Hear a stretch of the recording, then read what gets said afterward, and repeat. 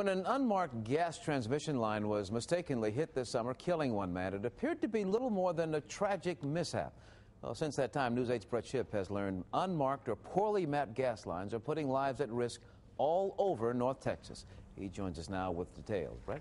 Sean, state officials tout the safety of the 811 Call Before You Dig program, a pipeline identification hotline allowing pipeline companies to mark their lines so excavators stay safe.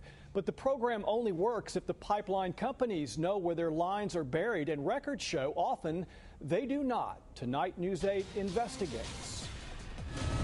The warning signs are everywhere throughout North Texas and the Barnett Shale. High-pressure natural gas lines forming a complex and volatile subterranean maze. Pipeline companies and the state imploring Texans to call before they dig. Which is exactly what James Neese had done before he struck a hidden 36-inch gas line in Johnson County last June. But the pipeline owner never showed up to mark the line as required by law, and the only permanent marker was found a quarter-mile away. And they can just grossly be negligent. Custom builder Jim Queen also called the 811 hotline before digging in Collin County last year. That's why their locator came out and told me that we were cleared to dig. He didn't flag it? No. And you trusted him? Absolutely, explicitly. It's his line. He's supposed to know where it is. An 8-inch high-pressure gas line operated by Energy Transfer Partners. But as it turned out, they had mismarked their line by 78 feet. Queen's backhoe operator, thinking it was safe to dig, nicked the line, ripping it open. Loudest thing I've ever heard in my life. And blasting Queen and his worker with a plume of gas, dirt, and debris. Queen says he has suffered lung damage, is glad to be alive, but outraged at such a careless mistake. There was no reason for it. Absolutely no reason for it. None whatsoever. They marked their competitor's gas line 78 feet away from their own. Ed Workman of Graham, west of Possum Kingdom, also feels lucky to be alive. I've been in 2 tornadoes, and this gas line was as loud, if not louder, than the tornadoes that I were in.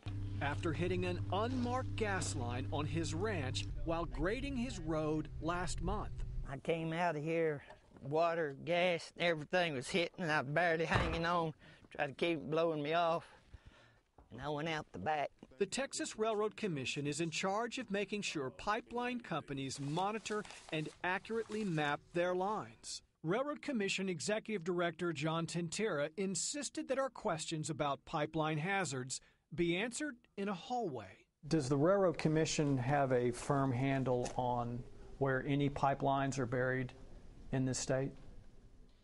Well, I would say yes, we do, because of the requirements of the Railroad Commission to have plats that are submitted to us. Yet just a few miles to the south of where Ed Workman nearly lost his life. Here's another pipeline. You see it above ground here, but it looks like it's carving off, but where does it go? We don't know where it goes. Attorney Brandy Bramlett represents a rancher whose land is littered with unmarked, high-pressure gas gathering lines. Her client is afraid to dig on his land because one of the unmarked lines is identified on this map as being in 4 different locations. So you've got 1 out here, 2, 3, and then the new is 4. One problem for ranchers, gas gathering lines, which run from the wellhead to the processing plant, are not considered a threat and are not regulated by the state. That means pipeline companies don't have to spend money on marking or burying gas gathering lines, the same kind of line that Workman says could have taken his life. I don't think they care. They just go in for the money.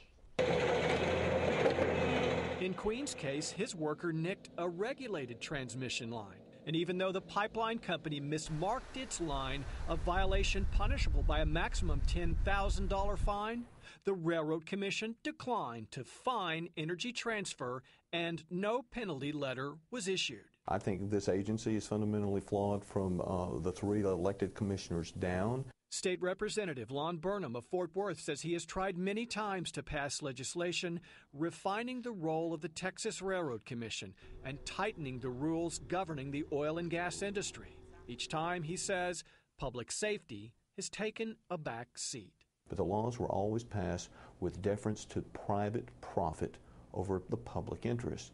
And nothing's going to change in this regard until we change the attitude by the railroad commissioners themselves, until we structurally change the laws. The railroad commission. So how could Energy Transfer mismark its pipeline in Collin County? Their response, quote, "It is our responsibility to ensure that our pipelines meet or exceed all applicable rules and regulations. This is at the core of everything we do." And why doesn't the Railroad Commission crack down on mismarked pipelines? Officials there respond by saying most pipeline accidents are due to excavators not calling 811 before they dig, and they insist their system is safe. Brett Shipp, Channel 8 News. The gas pipeline explosion that leveled the San Francisco suburb last month did more than kill, injure, and devastate an entire neighborhood. It put many North Texans on edge.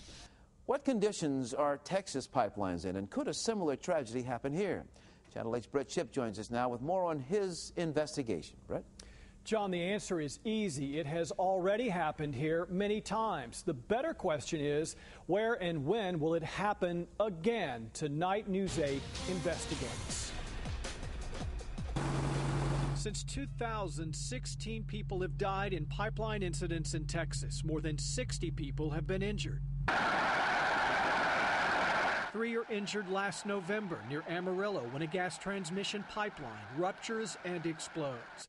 In February of last year, a gas pipeline suddenly explodes in Carthage in East Texas. In February 2008, a 16-inch natural gas pipeline explodes near Corpus Christi. Still, relatively minor events compared to this. Shocked residents didn't know what was happening. They simply ran for their lives. A 30-inch natural gas pipeline ruptures and explodes in San Bruno, California, killing 8, injuring 50, and destroying 38 homes. The images serving as a wake-up call for many Texans, given the 200,000 miles of high-pressure gas pipelines under the ground in the Barnett Shale and throughout the state. What happened in California makes you a little uneasy. Ted Glowacki of Arlington has 2 high-pressure gas pipelines running right under his home and the homes of hundreds of Arlington residents. For years, despite resident complaints, this 20-inch pipeline has been exposed to massive amounts of debris washing down Rush Creek and across the exposed pipeline. But you can see right here how rusty it is, and it looks like it's deteriorating, and that's a concern. How much of a concern? We asked pipeline safety engineer Don Deaver to take a look. Well, this is a big pipeline. Deaver noticed not only an absence of coating material to protect the metal from corrosion, he says the line is dangerously exposed to debris washing down the creek. He says the lack of protection violates federal and state safety standards. Well, this thing has a chance to create a rupture and burn anything within 500 feet, depending on the pressure of this pipeline. 1 block away, we showed Deaver this pipeline metering station, again exposed to recent floodwaters that blasted through its protective perimeter fence. Something large coming in here that could have taken this out, a big branch or tree could have taken and broke this off, and we could have had gas all over the neighborhood here. Atmos Energy, which operates both the station and the exposed pipeline, told News 8 the pipe is